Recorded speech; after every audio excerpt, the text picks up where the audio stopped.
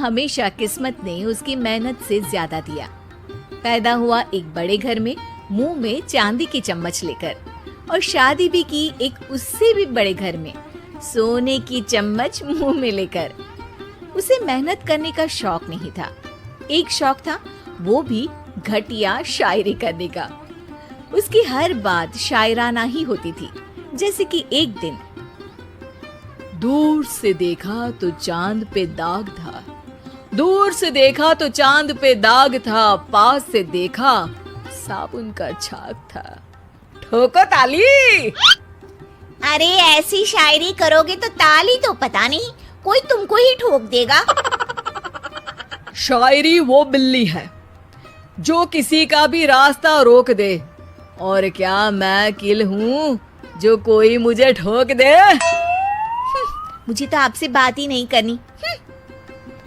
मैं निकला था गाड़ी लेके, लेकिन दौड़ के जा रहा हूँ।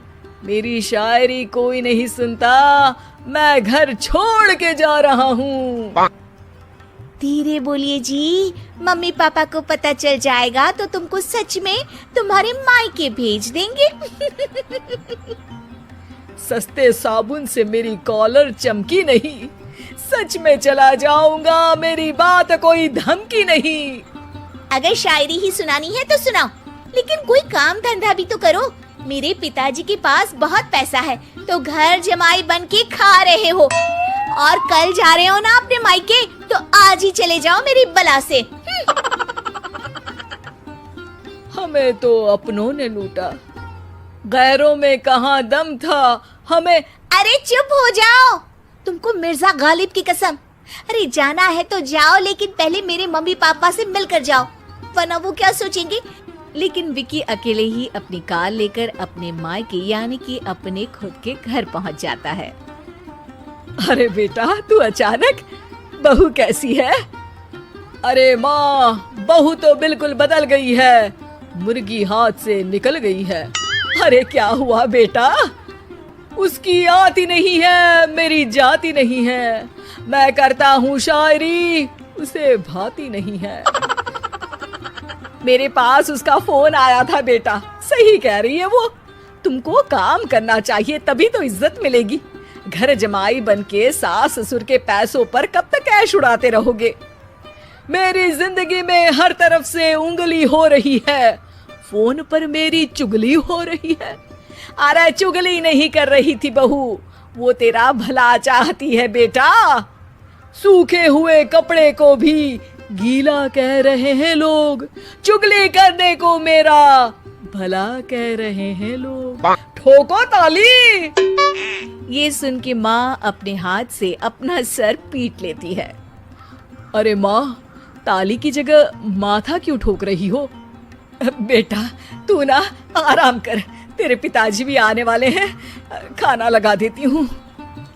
विकी अपने घर भी दिन भर टीवी देखता है, तरह तरह का खाना खाता है, दोपहर तक सोता है, चाय पीता है, वीडियो गेम खेलता है, बस काम करने नहीं जाता।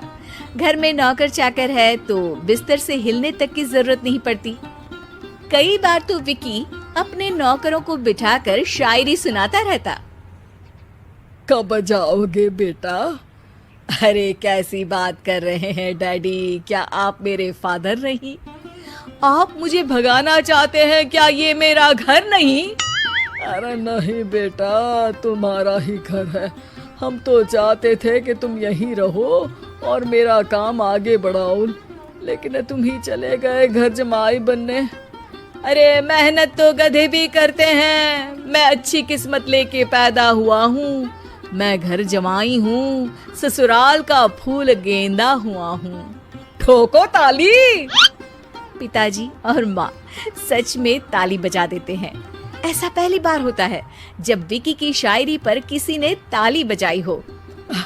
अरे आप लोग सच में ताली बजा रहे हैं? हाँ हाँ बेटा, तुम्हारे ससुर का फोन आया था, बोला जब तक घर जमाई जी कोई काम ना करने लगे हमारे यहाँ मत भेजना। अब तू तो काम करने से रहा और तुझे रहना भी है हमारे घर में ही, करेगा भी शायरी ही और बार बार ठोको ताली बोलेगा तो आदत डाल ही लेते हैं ताली ठोकने की। विकी उसी वक्त खड़ा होता है और बहुत गुस्से में सीधे ससुराल के लिए निकल जाता है। फिर से आ गए? लेकिन सुमन को देखते ही विकी पिघल जाता है। अब सुमन, आई एम सॉरी, आज से ना मैं सिर्फ शायरी ही नहीं बल्कि काम भी करूंगा। तुम अपने ऑफिस में बात कर लेना, कोई भी मेहनत का काम कर लूंगा। मैं घर जमाए बन के रहूंगा लेकिन काम करूंगा और इज्जत से रहूंगा। मतलब सिर्फ तुम नहीं आए हो, तुम्हारे साथ तुम्हें अकल भी आ गई है। मैं अपने कारखाने का मैनेजर बनाता हूँ तुमको, कल से मेरे साथ चलना वहाँ। थैंक यू ससुर जी। थैंक यू से काम नहीं चलेगा, एक शायरी सुनानी पड़ेगी। है जरूर जरूर। ससुर के पास पैसा होते भी मेहनत जिसको भाई है, वही सच्चा दामाद है, वही अच्छा घर जमाई है। ठोको ताली। सब विकी की शायरी पर ताली ठोक देते हैं। शिक्षा, जब किस्मत आपको बहुत सारा दे दे तो उसकी कद्र करनी चाहिए और मेहनत करना कभी नहीं भूलना चाहिए।